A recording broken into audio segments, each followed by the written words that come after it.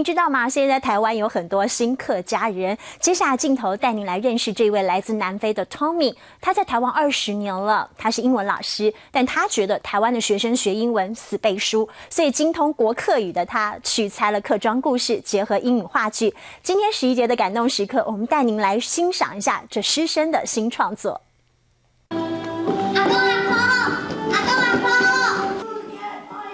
武林高中的学生排演英文话剧，令人惊艳。虽然用流利的英文演出，但是剧情的内容却有浓浓的客家味。And coat it with oil to keep away the wind and rain. 从客家油纸伞出发，带出家人的情感。而有关油纸伞的典故、文化的意涵，学生也都用英语说分明。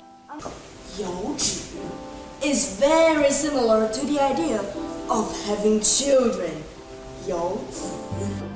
楚老师负责指导学生声音表情，而 Tommy 老师则是掌握了戏剧的流畅度。Crew, once you guys are settled, you can't go back on, okay? So let's not waste time. It's real easy. 只是怎么会想到用英文跟客家文化结合呢 ？Tommy 老师说，很多学生住在客家庄，所以他坚持英语话剧也应该跟客家生活息息相关。俺哋爱讲客家方言，他们什么？如果爱讲爱懂会客家文化，那我们相信现在有很多小朋友他忘了他们的传统，所以我们要想说用一个客家文化的故事，一个很感动的故事，演戏，顺便给观众看，顺便教学生，让他们了解他们的文化。 会说国语跟客语的 Tommy， 除了指导话剧之外，也在补教界教英文。来台湾20年了，因为喜欢客家菜而爱上了客家文化，所以他希望英文话剧也能够取材客庄故事，不忘本。第6号，请上台。3 minutes over, 2 minutes left.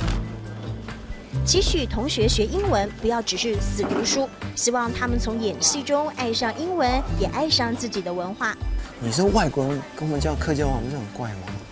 我觉得我不是外国人，我是新台湾人。The small puffs can go to the small room, and the big puffs come through here. don't run out. 学生老师都很喜欢 Tommy， 因为对他们来说 ，Tommy 可不是外国人，而是新客家人。 豆芽菜的重新诠释，油纸伞在舞台上飞舞，舞进孩子亲客家的心，飞入学生爱客家的情，文化的跨越樊篱，外籍老师编写新客家的感动时刻。